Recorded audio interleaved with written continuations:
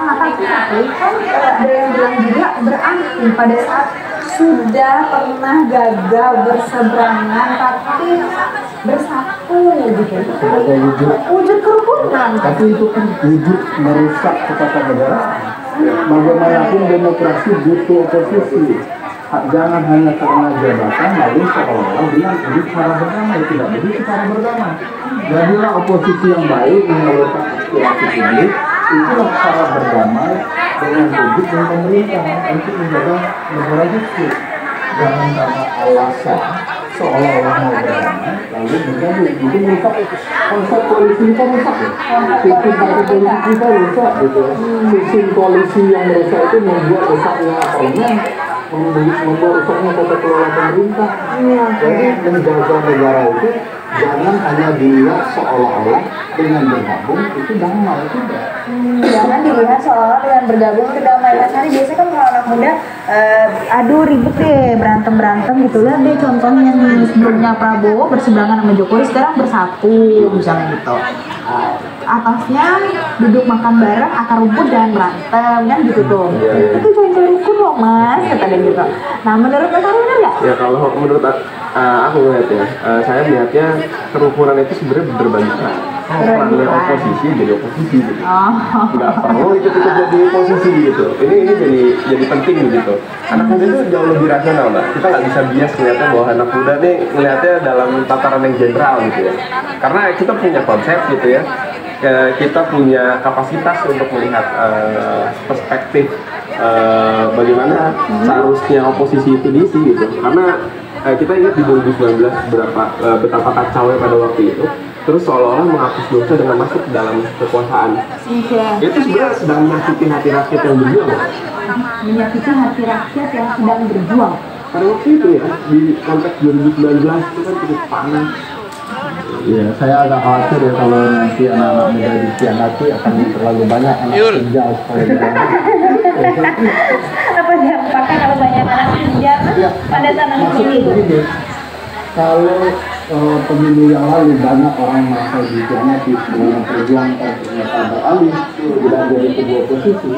Bayangkan anak muda yang banyak 56% itu terkhianati oleh janji-janji, tiba-tiba orang yang mereka pilih menyeberang begitu ya, atau menampung orang lain, mereka akan terkhianati luar biasa.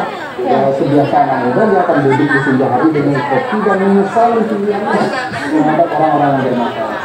Jadi jangan sampai nanti jadi anak muda ya. Ini teman-teman yang muda memilih, kita sebentar lagi mau bergabung, tapi sepertinya sih belum mulai sekarang. Cuma di KPU ini kita lihat sudah ramai di sana, sudah ada paslon-paslonnya juga sudah datang. Tadi kita lihat gambar real time-nya, videonya dari KPU. Kenapa Mas berkhawatir? Ketika mau dimulai debat kan biasanya ada atasan dulu ya. Ternyata ada kalian dan itu memancing pasangan tertentu untuk menjadi tapi yang pentingnya itu terbawa suasana gitu dengan ya vibes-nya. Mudah-mudahan nanti gak ada yang lupa menjawab, vibes-nya bersatu gitu.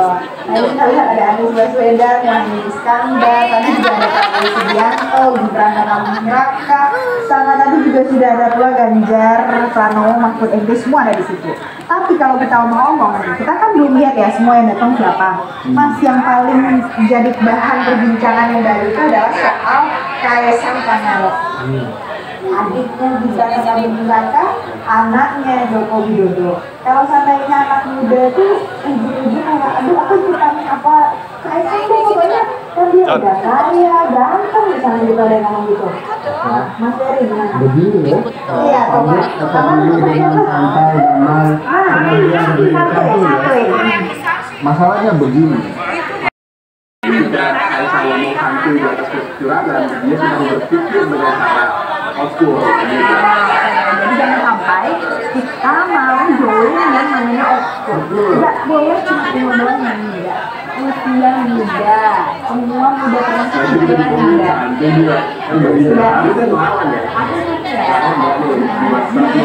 Sama suami atau acaranya dia lagi orang pulang ternyata dia lagi ngomong dia mau jemput Marah dong. Itu Mas Ari, Mas Ferry, kita lihat sekarang kalau real time-nya di KPU RI itu sudah ada 3 pasangan calonnya ya. Sudah ada Anies Baswedan, Mohaimin Iskandar, sudah masuk tadi. Kemudian ada Prabowo Subianto dengan Gibran Rakabuming Raka, tadi kan baju biru, baby blue sudah masuk juga. Terus ada pasangan yang terakhir Ganjar. Ya udah, yang warnanya baby blue gitu kan. Terus habis itu yang terakhir tadi ada Ganjar Pranowo dan Mahfud MD juga sudah masuk. Kita akan saksikan malam hari ini bagaimana nanti debat capres yang perdana 12 Desember 2023. Harus semuanya kita ajak teman-teman nonton dimanapun, karena harus buka TV sekarang kan, kita bisa nonton dari channel YouTube ya. Jadi kita mau membangun fondasi yang benar, holders yang teredukasi. Kita mau Anda belajar. Kita nggak maksa Anda untuk beli berapa, terserah Anda mau beli berapa. Yang penting Anda pahami potensinya. Anda ketahuilah apa yang lagi kita bangun di Nagaya. Ini sesuatu yang sangat besar, sesuatu yang sangat berpotensi. Kalau saya dibilang oleh manajemen, katanya saya nggak boleh overpromise, saya nggak boleh terlalu banyak memberikan janji. Ya, tapi percayalah, kalau saya boleh overpromise, saya akan bilang Nagaya ini akan menjadi aset kripto terbaik. Kalau Anda tahu apa yang sedang dipersiapkan, ini saya selalu bilang, kalau Anda tahu apa yang sedang dipersiapkan oleh Nagaya, saya kan di manajemen ya, jadi saya kadang-kadang curi start. Saya udah lihat apa yang belum bisa lihat Anda sebagai holder. Ya maklum ya, saya ikut membangun dari dalam gitu loh. Ya, kalau Anda bisa lihat apa yang saya lihat, ya percayalah, Anda nggak mau jual tuh aset. Anda nggak akan nanya kapan masuk market. Anda akan bilang ya udah, kalau masuk masuk. Sorry, bukan kalau ya, ketika masuk ya masuk.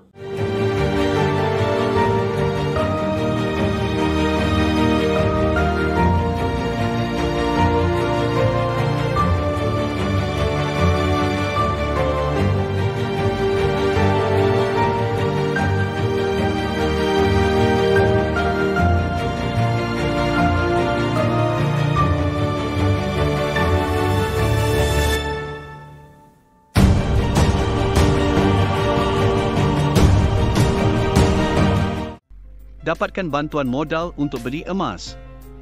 Beli 1 unit dengan modal sekitar 5 juta. Mendapatkan emas senilai 40 gram. Selisih jual beli 3% dari harga emas market dunia. Harga emas naik 3% sudah kembali modal. Mendapatkan keuntungan 10 kali. Tanpa cicilan, tanpa resiko lelang dan syariah. Ikuti Zoom-nya setiap hari Rabu jam 8 malam. Hubungi saya untuk dapatkan linknya.